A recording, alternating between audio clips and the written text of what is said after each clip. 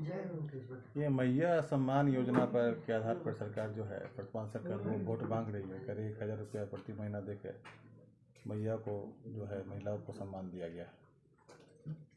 ये मैया सम्मान योजना जो सरकार बोल रही है ना, ये मैया सम्मान नहीं, मैया का अपमान किया जा रहा है। साहब जब चुनाव पिछले बार लड़े थे तो उन्होंने कहा था कि मैं सरकार में आऊँगा तो सारे 18 साल से ऊपर सारी महिलाओं को मैं सहयोग राशि दूंगा पेंशन के रूप में।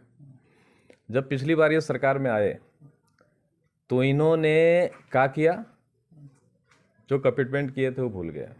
जब इनकी बारी आई कि फिर हम वोट मांगने के लिए जाएंगे तब इनको दीदी लोगों का और बहनों का याद आया। और मैं ये सवाल करना चाहता हूँ जेएमएम की सरकार से कि आप पूरे 5 साल रहे और ये पूरे 5 साल में प्रति माह हमारी मैया को, दीदी लोगों को 1,000 रुपया जो आपने कहा था, वो 1,000 रुपया अगर आप देते तो प्रत्येक महिलाओं के खाते में 60,000 रुपया आ जाता है। तो 60,000 रुपया इन्होंने उनकी हक और अधिकार को अपने पास रख लिया। और जब वोट में जाने की पारी आई तो 2 महीने, 3 महीने, किसी को 1 महीने, मैं मानता हूं कि 3 महीने का आपने दिया, तो 57,000 जो उसका बाकी है, तो क्या वो दीदी का जिसका हक था 60,000 रुपया जिसका आपने रख लिया और 3,000 दिया, तो 57,000 रुपया आज जो उनके खाता का पैसा रख लिया गया उसकी हिसाब तो यहाँ की महिलाएं खोज रही है, यहाँ की दीदी लोग खोज रही है। आपने दिया क्या? आपने तो 57,000 रुपया रख लिया। दूसरी बात है कि एक घर में उनके ससुर को, इनके पिता को, या उसकी माँ को या उसकी सासू को 1,000 रुपया करके मिल रहा था, और वो मिल रहा था तो पिछले 4 महीनों से उन्होंने उनकी कटौती कर दिया। तो एक सासू माँ को अगर 4 मिल रहा था वही घर में और उनके ससुर को या माँ बाप को मिल रहा था, तो दोनों को 8,000 रुपया आपने काट लिया और 3,000 एक बहू को दे दिया।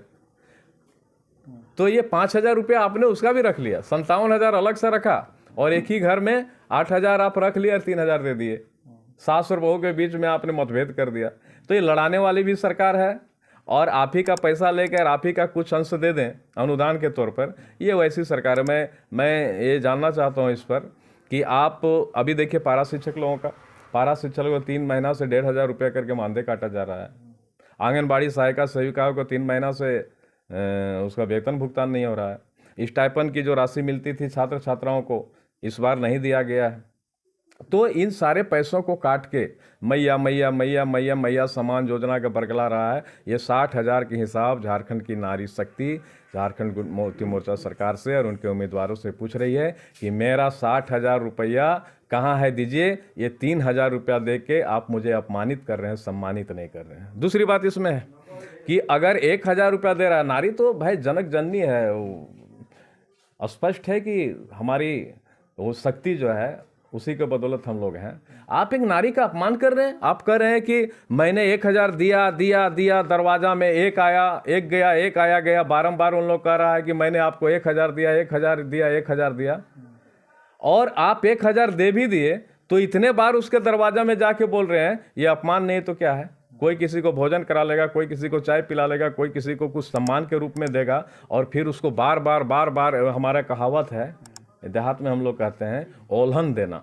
ओल्हन देना मतलब है किसी को कुछ किए हैं तो उसको बार बार याद करा रहे हैं, यानी अपमान कर रहे हैं। तो आप बारंबार इस नारी शक्ति का अपमान कर रहे हैं, कह रहे हैं कि मैंने दिया। आपने दिया क्या? उसके हक में 60,000 रुपया था। आप पूरे सरकार के कार्यकाल में आप उसके पैसा को रख लिए हैं और वोट पाने के लिए मात्र 3 महीने में 3,000 रुपया दे दिए हैं। और वही घर में उसके सास का 4,000 रुपया रख लिए, वही ससुर का 4,000 रुपया आप रख लिए। उस घर में पारा शिक्षक है तो उसका आप 1,500 करके 3 बार काट लिए हैं। और अगर आंगनबाड़ी सेविका उस घर में है तो उसके आप मानदेय नहीं दिए। उसके घर में अगर कोई पढ़ रहा है तो उसका स्टाइपेंड नहीं दिए। सारे को जोड़ा जाए तो ये सरकार एकदम निकम्मी साबित हुई है। सिर्फ मैया का सम्मान के प्रोपगेंडा करके उसको अपमानित किया गया। झारखंड की सारी नारी जाग चुकी है और नारी कह रही है कि हमारे घर में ये पारा के रूप में हो, सास ससुर के रूप में हो या बच्चों के रूप में हो, इन सारा का हिसाब लेंगे। रही वक्त है, चुनाव का वक्त है, जो हिसाब लेने के लिए यहाँ की नारी शक्ति तैयार है और इसको हरा के ही रहेगी।